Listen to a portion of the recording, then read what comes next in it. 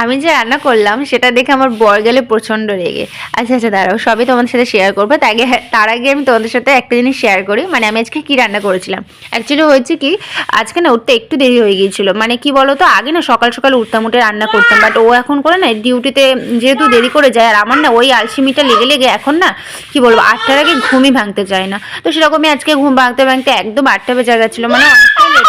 ও ওই জন্য কি করব বুঝতেই পারছিলাম না। তো ভাবলাম যে চলো, ঘরে তো আর কোনো সবজিও সেরকম ছিল না, আর ভাবলাম যে পরে আনবো। তো ভাবলাম এখন কি করা যায় সেরকম ভেবে নিয়ে কিন্তু আমি ভাবলাম যে চলো পাঁপড়ের তরকারি বানাবো। আর এই পাঁপড়ের তরকারিটা না আমি ফেসবুকে দেখেছিলাম একটা ভিডিওতে। তো আমি দেখে বললাম যে ভালোই হবে, কিন্তু আমি তো সত্যি কথা বলতে আমার তো খুবই ভালো লেগেছিলো, বাট সবার তো পছন্দ ঠিক নয়। আমি যখন এটা রান্না করেছি আমার বড় বলছিল না, একদম আমার ভালো লাগেনি। তো সেটার জন্য বললাম কি করা যাবে।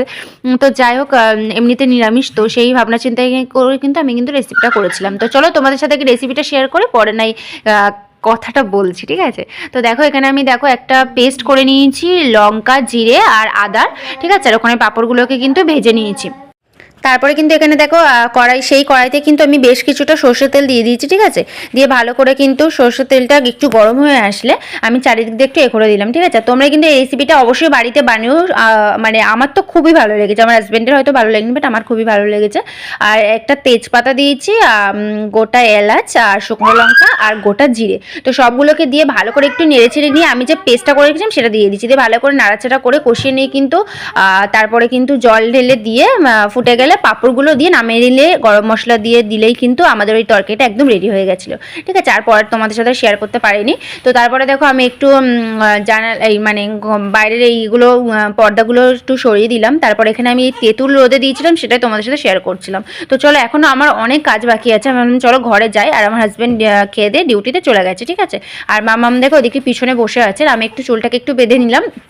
তারপরে ভাবলাম যে চলো বিছানা টিছানাগুলো সব ক্লিন করে নিই, দেন তারপরে আমি তোমার সাথে কথা বলছি, ঠিক আছে। তো ছটপট কাজ করতে হবে, কারণ এই মামাম না এত দুষ্টুমি করে, একদম সময় ওঠে না। আমি কি বলবো, মানে সময় তালে তালে আমি যে কীভাবে কাজ করি সে একমাত্র আমি জানি, কারণ আমাদের বাড়িতে না কেউই বাড়ি থাকে না, আর সবাই যে যার মতন কাজে মানে বিজি থাকে। তো যেই জন্য আমি বাড়িতে পুরো মামামকে নিয়ে একা, যার জন্য আমার না একা হাতে হ্যান্ডেল করতে মামামকে এতটাই পরিমাণ কষ্ট হয়, তোমাদেরকে আমি সত্যি বলে বোঝাতে পারবো না।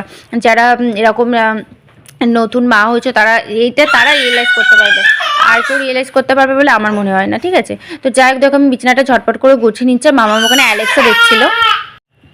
তো মামা মোদিকে অ্যালেক্সাতে দেখো একটা গান মানে চালিয়ে দিয়েছিলাম, সেটাকে দেখছিল আর না কেমন করে ডান্স করছিল। আমি তোমাদের সাথে সেটাই দেখাচ্ছিলাম যে দেখো মামা কেমন ডান্স করছে। এত দুষ্ণ, তোমাদেরকে কি বলবো, মানে যখন ও কিছু দেখতে থাকে তখন ঠিক আছে, বাট এমন সময় এমন করে তোমাদেরকে মানে বলে বোঝাতে পারবো না, খুবই দুষ্টুমি করছে। মানে